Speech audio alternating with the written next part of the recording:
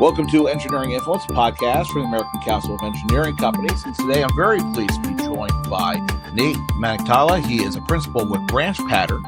And today we're going to be focusing on the issue of embodied carbon in industrial real estate and commercial real estate. This is an issue which is of growing concern. I think it's of growing awareness of the engineering community. Of course, the developing community, the community of developers out there are looking at developing commercial real estate.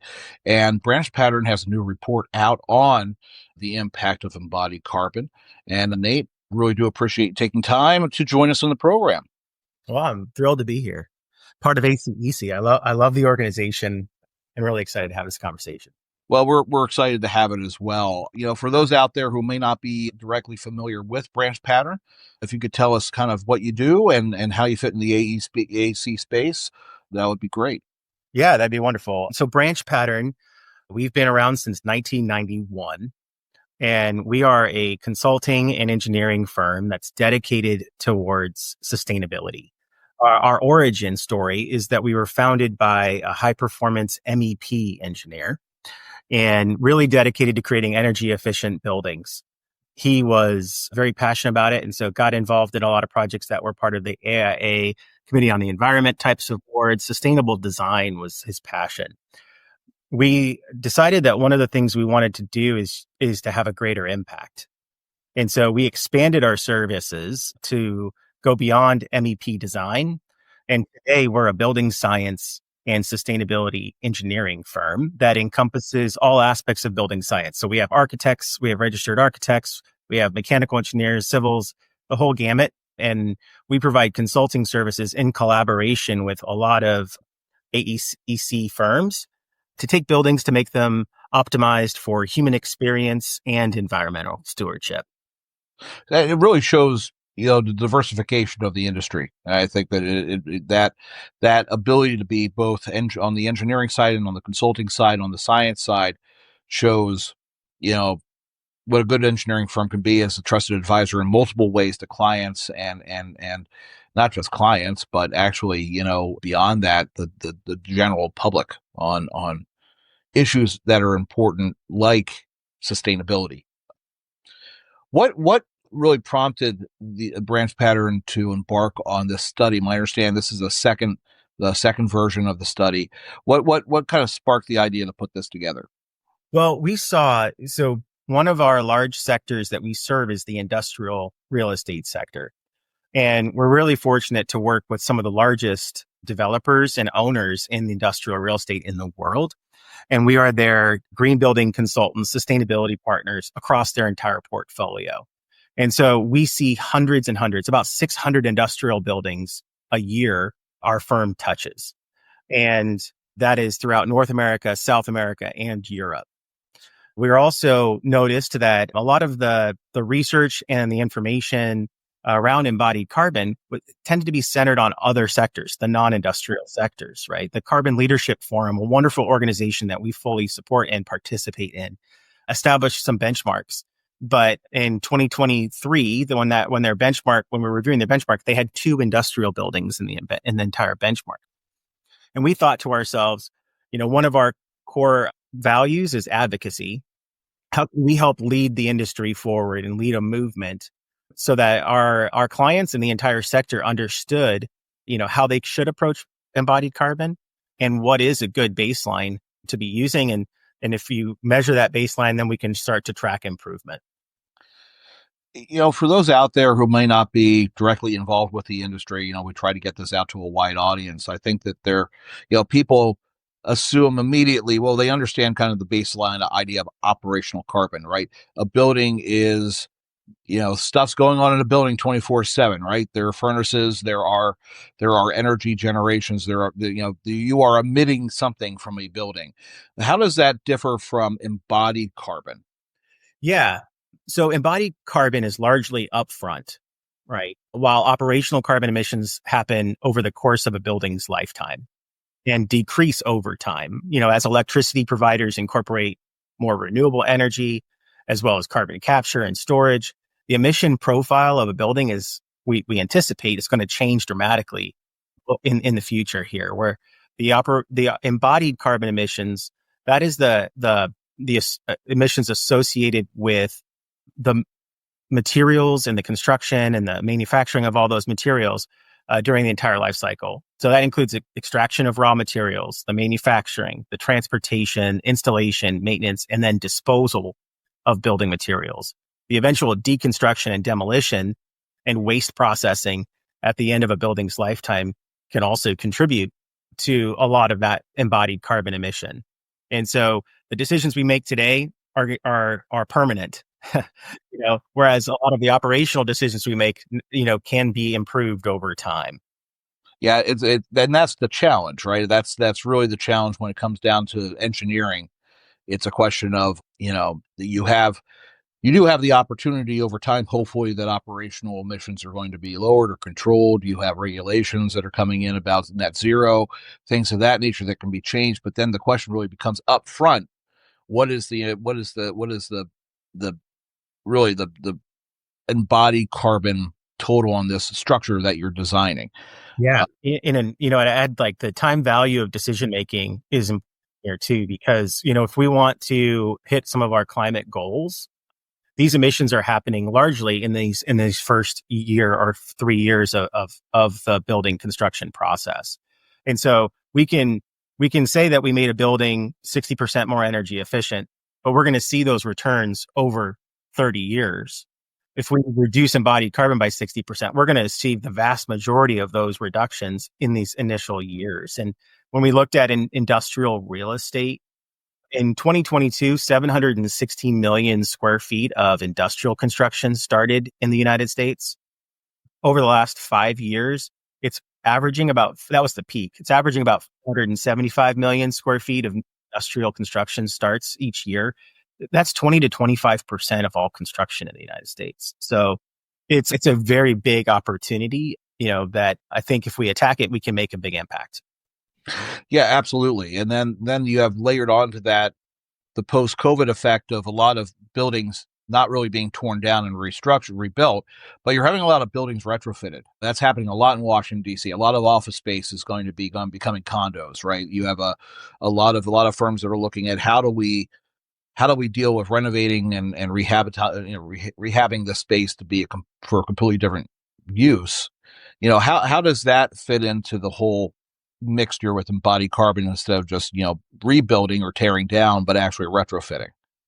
Yeah, I really enjoyed listening to your past. Well, I think in mid-December you had a podcast on this topic with Kelly Roberts from Walter P. Moore, and she did a wonderful job. And I like one of the things that she said, and I've heard a lot of other people say, is the greenest building is the one that's already built. And there's what that really means is that you can avoid the manufacturing of new materials. You can avoid the emissions associated with demolition and all of that waste. However, the way that we typically approach this, especially in the industrial sector, is we look at it from a cost benefit standpoint. And so an industrial developer might say, gosh, this is a Class B industrial building that I've acquired. I need to make it a Class A in order for me to be competitive in the market. I could just tear this thing down. Maybe it's mostly a metal building and, ship it off and just build new 40-foot clear concrete, building. And it's going to make the most business sense. And that's largely how most of these developments go. But because we are creating more of a focus on embodied carbon and having a better understanding of the impact of tearing that building down and just building up new, we can leverage this data to justify different decisions, right? Like with new data, we can make new decisions. And we are seeing, because of embodied carbon, there's a story to tell that justifies adaptive reuse of some of these industrial buildings, right? And so maybe it was a non-industrial building that we're converting into a multi-story industrial building in an urban area for that last mile. Maybe it's a metal building that rather than just tearing it down, we're figuring out ways to reuse a lot of it and maybe just upgrading corners and elements of it, raising the roof instead of just demoing and building new. And we work with our clients and all the design teams to help quantify how much carbon would be saved by doing that. And I think that's really important. I mean, quantifying that amount because, as you said, those decisions are based on a cost benefit analysis. But away from the ledger, you have to take into account, of course, if you're a public company, then you have investors, you have competing interests that are beyond just profit loss. ESG, of course, in the past couple of years has become an increasingly important consideration. Exactly how a company might be able to position itself in the marketplace for future project development based off of their environmental sustainability scores and such. How do you help quantify that? And in your experience, how have those more softer social impacts help drive the debate on development with embodied carbon? Yeah, it really starts with trying to figure out a way to get it on the ledger. How can pollution be on the ledger? And when a company decides to commit to being a socially responsible company where they're going to be accountable for the pollution that they create, right? And even if governments aren't requiring them to, although some governments, especially the EU, are requiring them to. And so a lot of our companies are global. And so they're kind of reading the tea leaves and they're seeing, okay, well, if we have to do it in Europe, we should just try to figure out a way to do it across our entire organization. And it's the right thing. It's the right thing to do. And it's going to increase investor confidence and a lot of other factors. So how do you put it on the ledger? Well, if you commit to being carbon neutral or offsetting all of the carbon, all of the emissions that you're responsible for, the offsetting of that's going to have a cost. And so what is the cost of carbon? What is that internal cost of carbon going to be for your organization? And so we have these discussions with the ESG leaders and sustainability leaders and executives at companies to be like, what do you think what is your established metric here? Because then we can put it on the books. And you can say, when we reduce this many metric tons, it saved us the internal cost of offsetting that carbon that we've assigned, right? And so there's some trading of dollars that helps it be more of a business decision rather than just a philosophical one. Mm-hmm. And that's really what it comes down to, is driving the business decision and showing that there's an actual tangible benefit for being able to quantify and actually put on the ledger these numbers. Yeah, how are you look at the regulatory scheme out there, California, of course, being a leading state in this. Washington D.C. is aggressive on net zero energy, and then also being as carbon neutral as possible. California's buy clean legislation. You have the GRESB internationally. How are all these regulatory schemes impacting the industry domestically, and what's been the industry response? Yeah, that's a great question. There are these different influences that drive change and innovation, right, in general. And I think it starts with innovators. If you think about the innovation adoption curve, you start with these innovators. Those innovators didn't need policy. They were motivated by a competitive spirit to try to be better and stay ahead, of what's next. And so that's where we start our engagement, is working with those innovators. And then it kind of goes into these early adopters. And these early adopters tend to look at the innovators and say, okay, there's an opportunity here. There's an opportunity for us to find a better way of building buildings. We're interested in learning from those innovators, seeing what's working, what's not, continuing to experiment. There's some risk associated with innovation, even for the early adopters, right? But they're willing to do that, and they find investors that are also have an appetite for that risk, have that appetite for risk. And so that's where we are with embodied carbon. We're in that chasm that lies between early adopters and the early majority. And I think we're like in the middle of trying to cross that chasm. Policy helps that chasm, right? Policy helps drive us towards this early majority. And it doesn't go across the entire policy landscape. It starts in these kind of emerging policy markets like New York or California or Europe. And so they have the importance of policy is to create to get us closer to the majority, right? By the time it gets to California, it's been in Europe for a long time. And before it's been in Europe, it's been with those innovators and those early adopters. So, some of our clients that we collaborated with us on this report, like Prologis and Brookfield, they've been investing in embodied carbon for, almost a decade.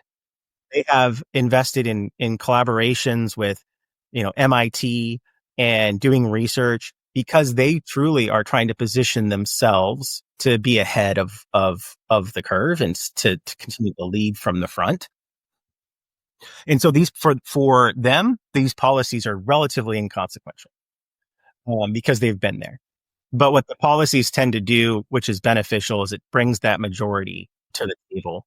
And it's important when it comes to embodied carbon, Jeff, because, you can have all the aspirations of an owner and a designer to create a low carbon building, but it really takes broad support from the product manufacturing, industry as well. And the product in the manufacturing industry needs to have demand in order for them to justify the investments that they need to do that. And so these policies help create some demand. We saw the same thing in a lot of other innovation, whether that's the solar panel or the LED light bulb, right? And so we've seen these innovation cycles occur in our industry over and over and over again. And we're just currently in the middle of the lower carbon material innovation cycle. To that point, demand happens once there's enough education in the marketplace where you have an informed consumer or an informed individual who's making decisions about material specifications. Do you think there is that knowledge gap? I mean, what is the knowledge gap right now between the engineering and construction industries when it comes to embodied carbon? Because we do have, low carbon concrete. We do have mass timber. We have material options that have an impact on reducing that upfront carbon, sink. Where do you see this knowledge gap right now, and what has to happen to close it? Yeah, well, that's a big part of what we try to do every day. One of the benefits of, our business being in the consulting side is that we are free to help other designers and constructors in the AE industry. We don't see ourselves as competitive. We see ourselves as complementary. And so one of our, hopes is that more designers and contractors will use us to help educate them.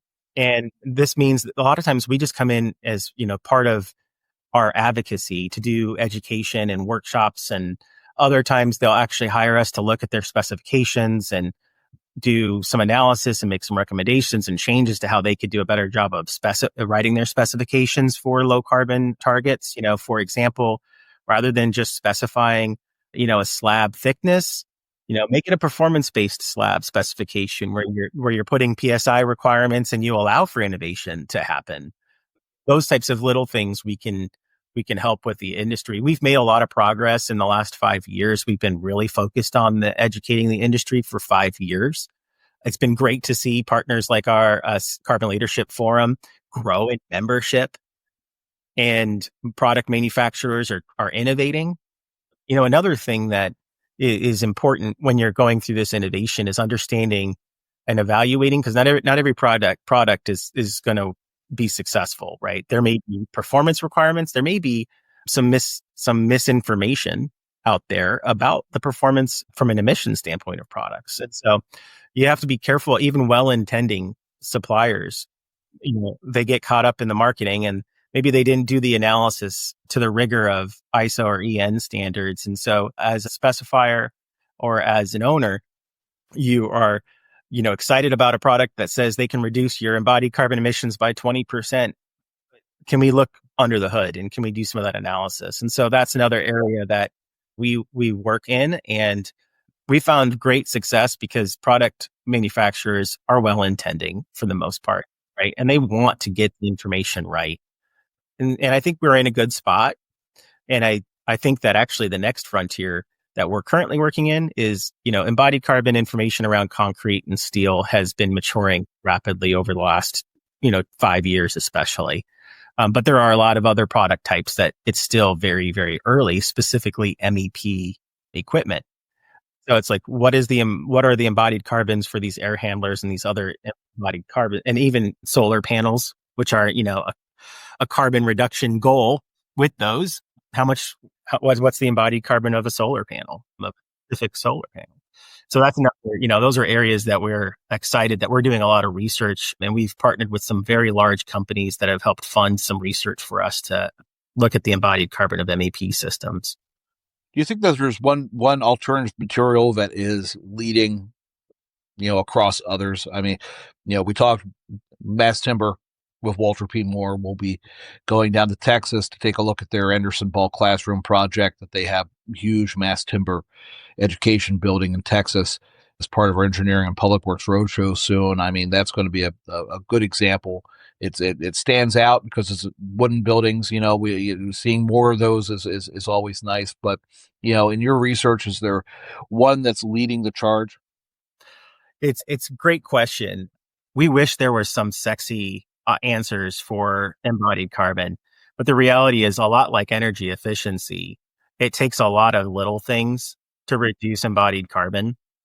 The mass timber construction is really exciting for us. We're very strong advocates for mass timber because not only is there an embodied carbon benefit, which there is, but there's a biophilic component to mass timber. Biophilia is the phenomena that we love nature as a human species.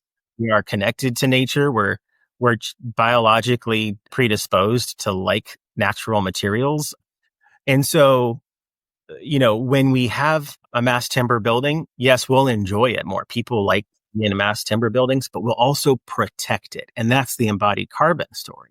We tend not to want to just demolish mass timber buildings. I mean, how many of these buildings that exist in cities today do we have that are loft style with exposed wood beams? And, these buildings could have been torn down for concrete and steel structures, but just culturally, we tend to see concrete and steel as this material that we don't protect like we do natural wood finish. So, Well, it would be nice if we could marry, some of the environmental sustainability positives to just general aesthetics and go back to I saw images of, and this is kind of a non sequitur, but the Commanders are potentially looking at a new stadium, and then an architecture firm just out of nowhere created drawings where they weren't solicited, but it was a mass timber stadium.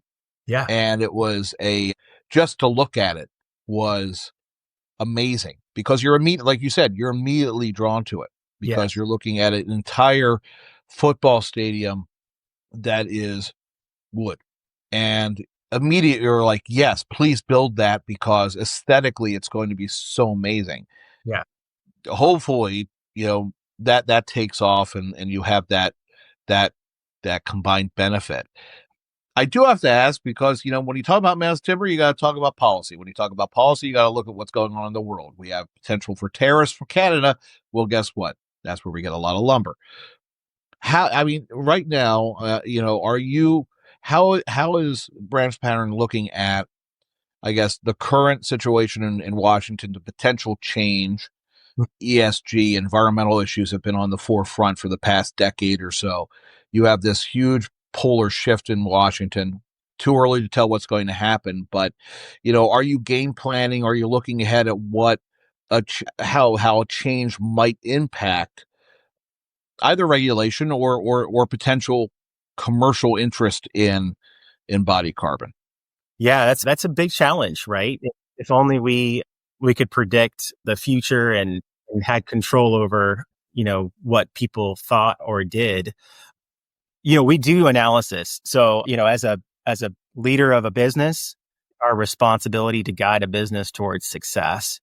And so one of the analysis tools that we use in business is called a PESTLE analysis. I don't know if you've ever heard of a PESTLE analysis, but what it stands for political, environmental, social, technological, legal, and economic. And so you try to look and you do this environmental assessment to say, what are these factors that are outside of our control that could affect my business's success. And so we did that last year in anticipation of potential political changes in the United States. And we ran a scenario in which Harris won and a scenario in which Trump won, and we tried to look at what those things were. It's challenging to know. It's what one of the things that I feel anecdotally is interesting is that in this case we've been through a Trump presidency, so it's a little bit easier to have a reference point than if it was a new individual, right? What happened during Trump's last presidency is that sustainability grew in importance. There was significant advancement in the movement to build greener and better buildings. There was economic growth.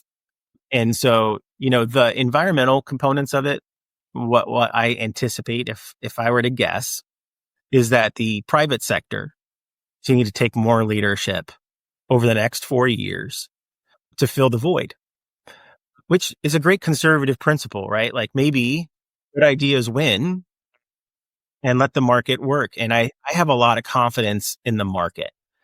I really do. I think that ultimately sustainability is a good idea.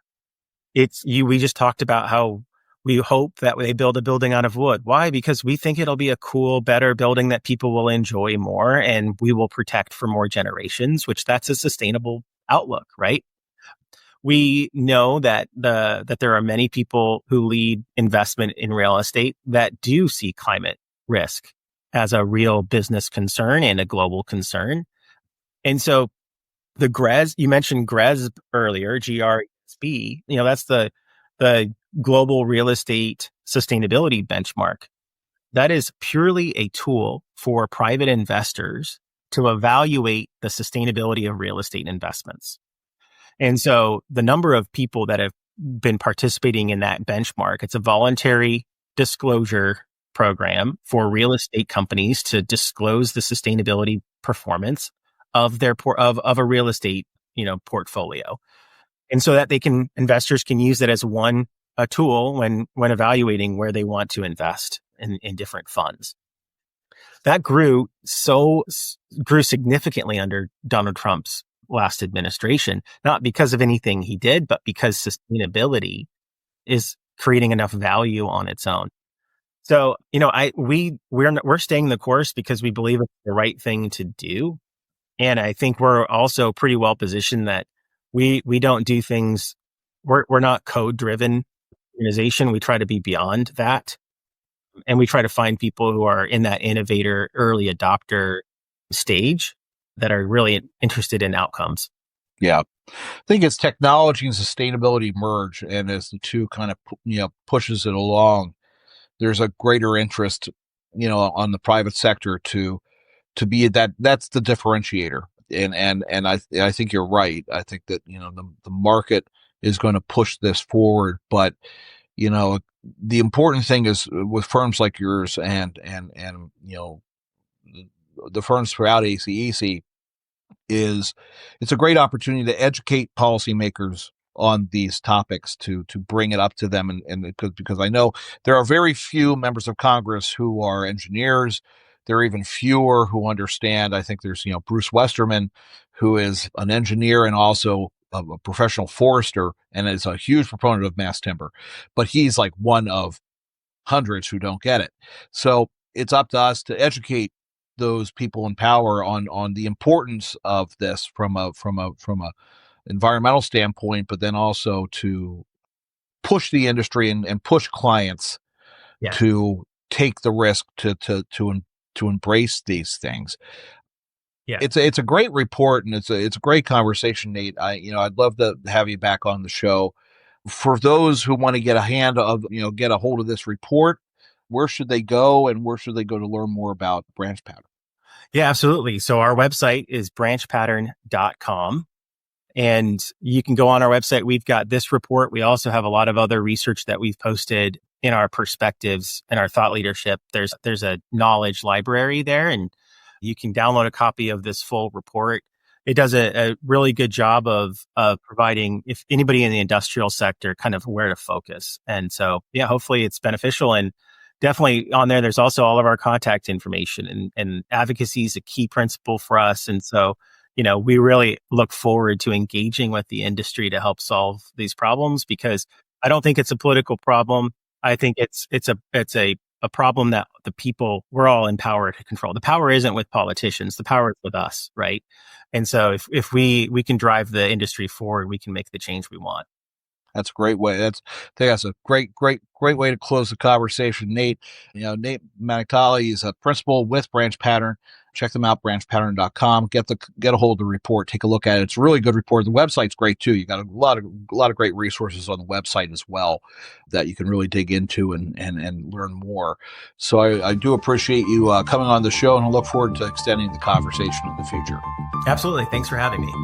Fantastic. And again, this has been Engineering Influence podcast from the American Council of Engineering Companies, and we will see you next time.